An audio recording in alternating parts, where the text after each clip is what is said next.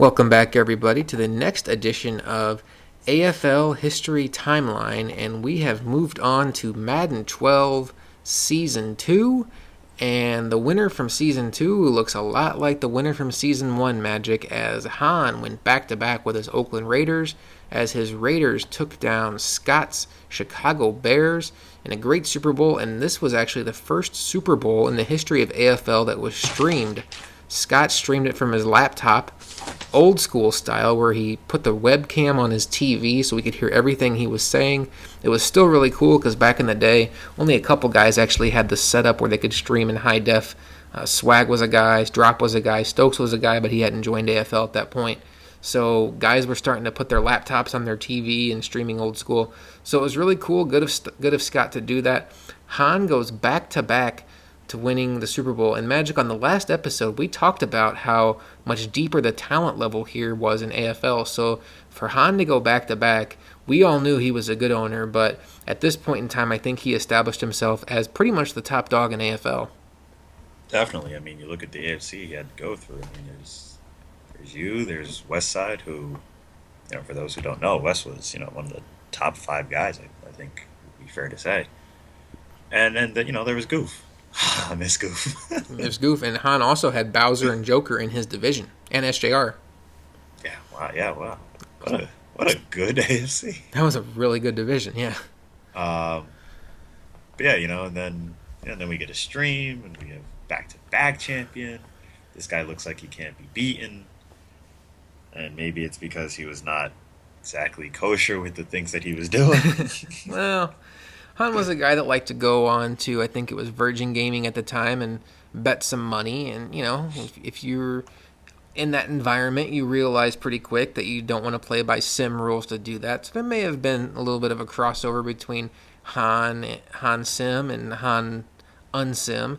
Like, I know he had an average Joe linebacker who got like 17 sacks. I can't remember his name, but we even asked him about it on the radio show. And so Hahn was on the first radio show, the first ever radio show. He was on the radio show after Season 1, which was the Season 1 review, and he was also on the Season 2 review, and that link will be in the bottom in the description of this video. So as far as the radio show goes, this was the first year we had done it, and it actually started to die down after Season 2. It's just one of those things where it went a little bit into Season 3, but once you start getting into like November, December, it just has a tendency of like the little extra stuff you're doing with Madden tends to go from being cool to kind of annoying. You scale back a little bit. I mentioned the situation with my dad, so my free time wasn't what it used to be. So radio show was fun, and we pretty much just got a taste of it early on. I think we only did like 9 or 10 episodes. We were doing them weekly, and then we pretty much wrapped it up for Madden 12 at the end of Season 2, beginning of Season 3. So Hahn takes the Super Bowl. To me, Magic, the big story of Season 2 is something you alluded to on the last episode, and it has to do with the cat-like drama. Dun, dun, dun. Dun, dun, dun. Of all the people we're naming, I do not miss cat-like. I don't miss cat-like whatsoever. So he was a great dude, man. When we threw this thing together initially, we had to do it on pro boards because it was just a last-second thing. SJR was really good at coding pro boards. He made it look nice and fancy.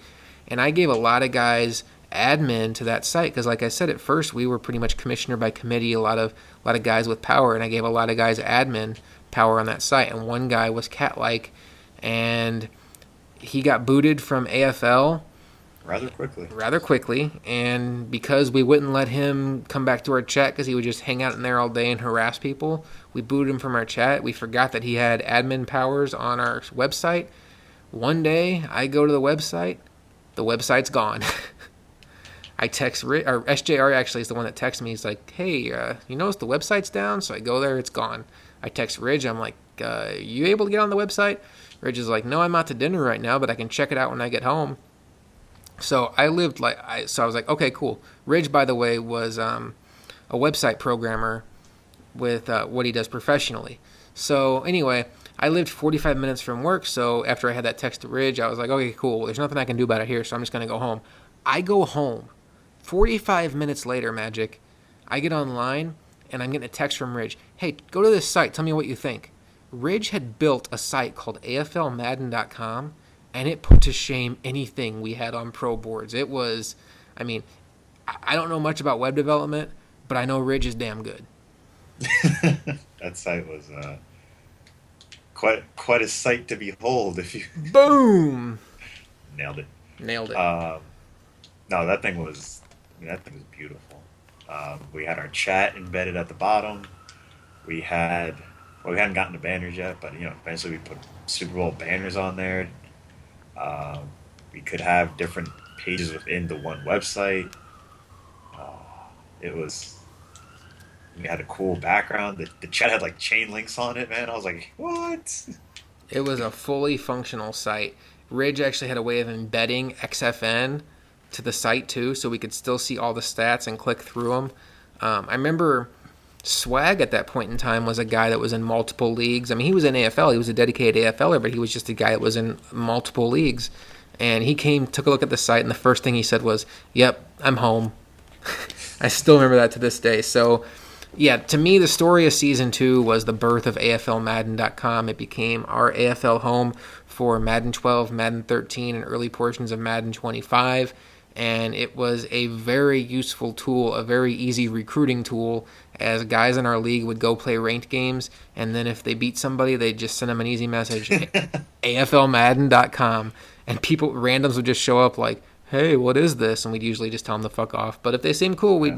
we'd, let them We hang got a out. couple. We got a couple of good owners out of that. We did. I'm trying to think of some good examples of guys that we got. I know Scott Bailey was friends with Scott Warner, and Scott Warner had in his whatever it is where it's PlayStation Bio or something like that. yeah, your bio. It's Little like if you're chat box that would pop up on your name. so it wasn't even like he sent it to him. He just had it in his bio, and he saw AFLMadden.com and found us that way. And there's one of our core guys right there. So the website was great. So to me, the story of season 2, it goes twofold. Han goes back to back, establishes himself as the top dog in the league, and AFLMadden.com is born. And the radio show spanned 2 seasons, died down a little bit after that, but that's a look at season number 2 of Madden 12. Season 5 overall. The Super Bowl champions are Hans Oakland Raiders. And since we have it up on screen, we can go down and show you the division winners real quick. My New England Patriots win the East. Goof's Pittsburgh Steelers win the North. West Side Charles, again, his Jaguars win the West. Win the South. Probably the South. Yeah. Hans Raiders win the West. Ridge's 49ers win the West. Hadley's Buccaneers win the NFC South. Oh, did we talk about the rules? Speaking of Ridge's 49ers,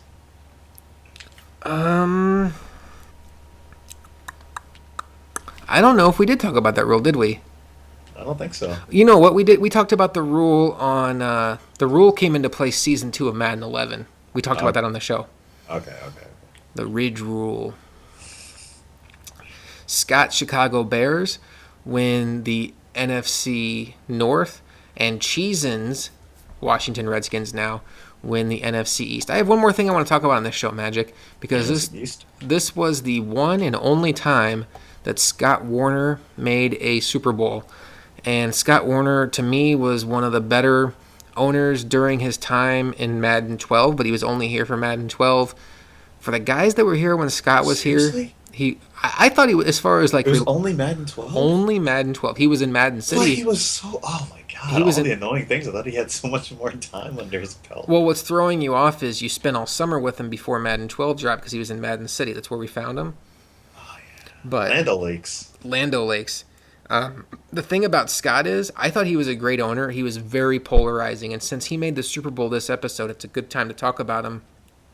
In general, what are your feelings on Scott? I didn't enjoy Scott. uh, it wasn't like an active dislike or hatred that I would say I have for certain people. Mm-hmm. But he was just so annoying, just on a consistent basis Mm-hmm. about everything.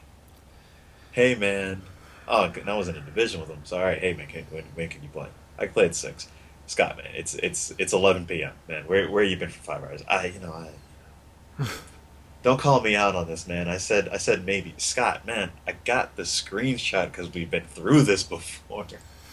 He was very sensitive, and it's a tough word to throw around about a guy because you get all kind of, you get all the kind of things you can come up with that, like, people are going to say, but he was a very sensitive person. He talks shit. Wasn't he the tagline for No Moist Bitches? He's the reason why Ridge put on the website, no moist bitches allowed, because he'd get into arguments with people and he'd get his feelings hurt pretty easily. And he would message me and be like, hey, I don't really like the way people are treating me. And the problem with that is in a group like this, in a setting like this, if you show that weakness, it opens you up to even more ridicule. And that's what happened.